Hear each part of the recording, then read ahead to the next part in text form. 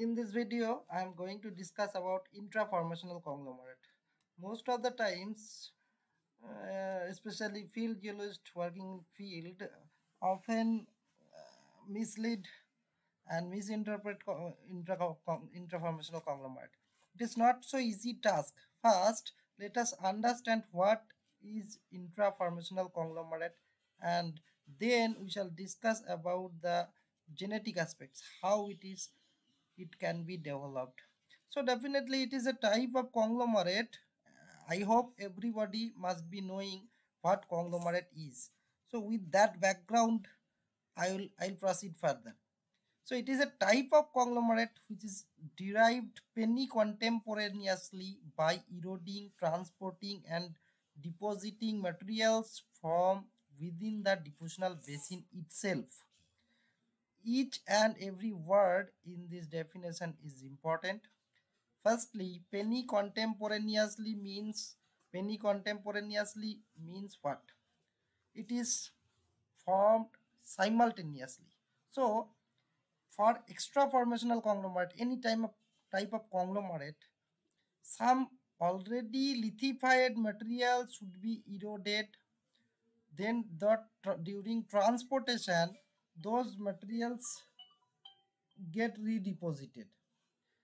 But here penny contemporaneous means the sediment was not lithified, it is not petrified, it is semi-solid state or uh, unconsolidated state.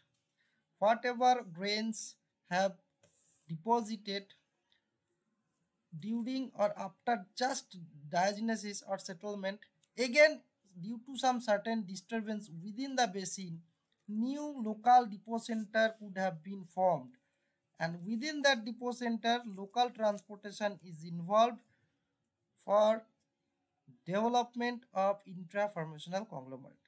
So they occur as laterally continuous band or horizons within sequences of shallow water marine or non-marine deposits. They are laterally continuous bands but not very much persistent. These two terms are different. Laterally, of course, it is continuous, but it is not a very regional feature. Their origin is commonly related to the existence of brief episode of strong bottom hanging, what I was talking about, currents capable of ripping up recently deposited unconsolidated sediment. Thus, the clasts are eroded from same sedimentary rock unit in which they belong to, they occur. Hence, matrix and framework clasts are of same composition. So these conglomerates are laterally not much persistent and often exhibit facies changes into sandstone. So that depositional mechanism must be understood. For extraformational, other type natural normal conglomerate, what happened? It represents a certain time gap.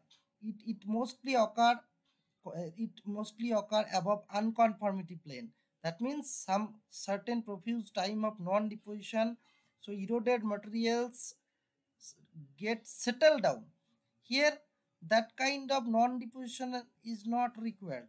So this time gap or unconformity is not possible to represent from this kind of intraformational conglomerate. Other type of extraformational conglomerate often indicate unconformity, but here the case is totally different.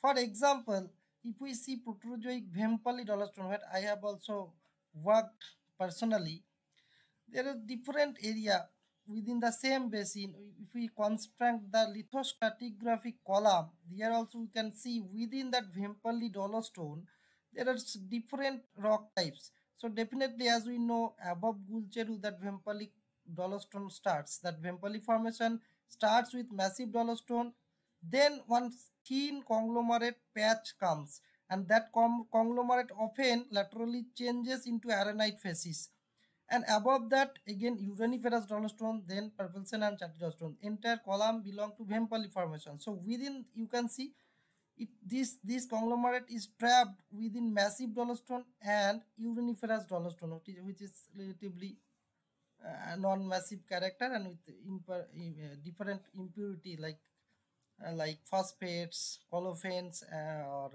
silica, detritus impurities are there within that dolostone. So in this conglomerate, if we see this this is Tumlapalli area and this is Korivipalli area. So within that two area, their distance is 90 kilometer.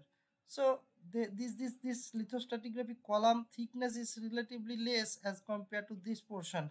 Here, stratigraphically higher position, because stratigraphically at higher position mineralized dolostone, this kind of conglomerate occur below mineralized dolostone.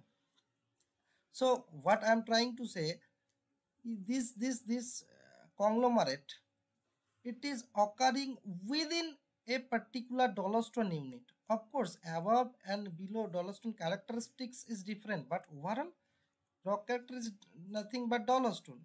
And as we must remember, this conglomerate is formed in Proterozoic rift basin. As we know, Kadapa is a rift basin. So I would like to give emphasis on origin of interformational conglomerate so that conceptual clarity can be established, and before interpreting conglomerate as stratigraphic marker everywhere, we must understand what intraformational conglomerate is and what is its relevance. It doesn't mean that everywhere we have to establish unconformity. For example, here rifting starts with normal faulting. In the second stage, in this rift, what will happen? Sedimentation starts. So sedimentation, for example, here sedimentation starts, and in the next stage with progressive rifting, this sedimentary rock will be broken down because of progressive rifting, and within this contemporaneous sedimentary unit itself, conglomerate will come like this. So this is the formational mechanism of intraformational conglomerate.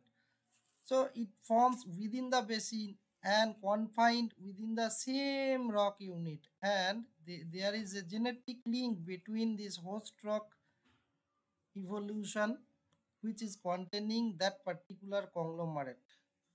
So it is not like other type of extraformational conglomerate. Here is the relevance. I hope you must have understood, and at least it will be getting benefited in field. Thanks for watching.